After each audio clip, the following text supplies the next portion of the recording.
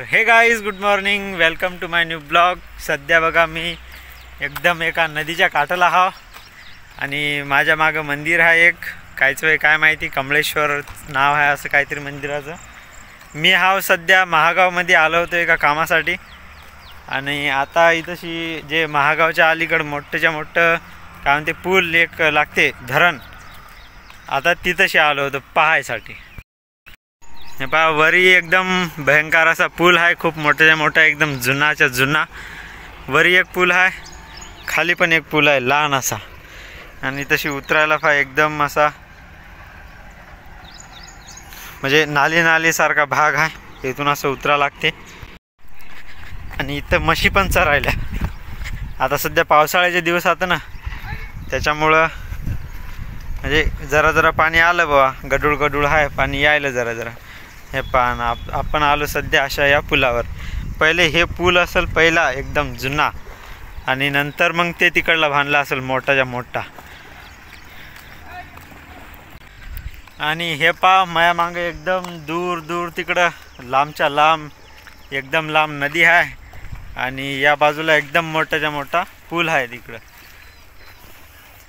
सरपाड फिरपाड असतील याच्यामध्ये. मी आता उतरलो या पुलाच्या खाली.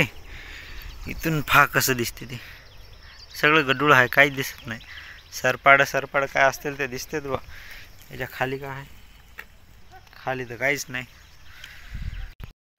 हे बा त्या तिथून अशी नदी, समजा इथून एवढी मोठी नदी पहा, पार तिथून तिथपर्यंत इथं. आणि इथशी एका काठाला मंदिर आहे. हां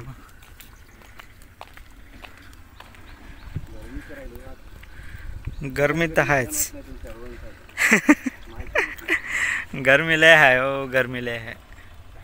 आता पाणी पडण झालं ना, हे काय एवढे मोठे वडे कोड्डेच पडले ना सगळे. हे पा किती मोठाच्या मोठा आहे, कोरडच ते बी. तर मी आलो सध्या आपल्या महागावच्या कपडा लाईनमध्ये, जी की सोनार लाईन पण म्हणते. तर हे बघा वरी एक सोनाराचं दुकान आहे, या बाजूला कपड्याची दुकान आहे, भरपूर फेमस लाईन महागावची. मित्रांनो हे वय महागावचा मेन हायवे. हे बघा इथून नांगो इथपर्यंत हे वय मेन हायवे. या बाजूला आहे इकडं मोडाण्याची रस्ता, आणि इकडं आहे आपलं महागावचं बस स्टँड आहे. इथं सध्या आपण फळाच्या दुकानाजवळ उभं आहोत, आणि पुढे आहे तहसील, तिकडं आहे तहसील.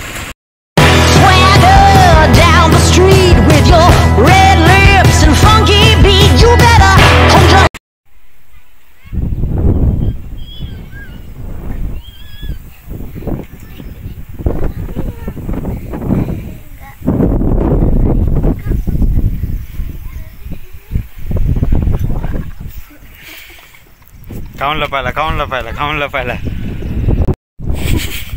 इकडे ते ये. तो नाव सांग. काय समाधान का? किती वर्गात आहेस? शाळेत ना. काय बघायचं गाईज हे वय समाधान. उद्या तो व्हिडिओ दिसते उद्या दादाच्या मोबाईलमध्ये.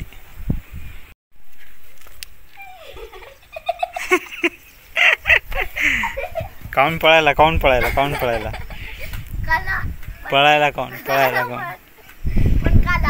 काला म्हणजे तू पळायला काऊन? इकडे काढत नाही या, त्याला पण बसू आपण.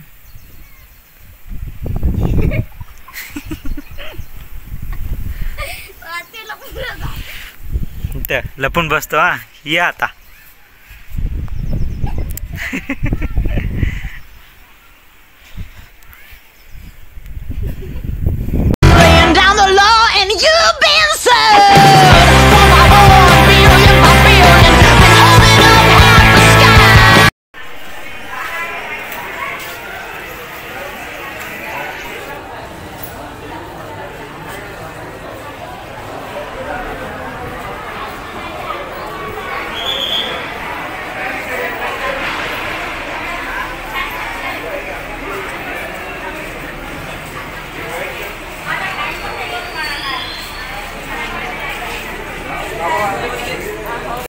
हे पहा सकाळचे वाजले 8 आणि मी बघा कोटा हाव एका बस स्टँडवर. कोणतं बस स्टँड असेल ओळखा बरं मित्रांनो. हे आहे आपलं पुसदचं बस स्टँड.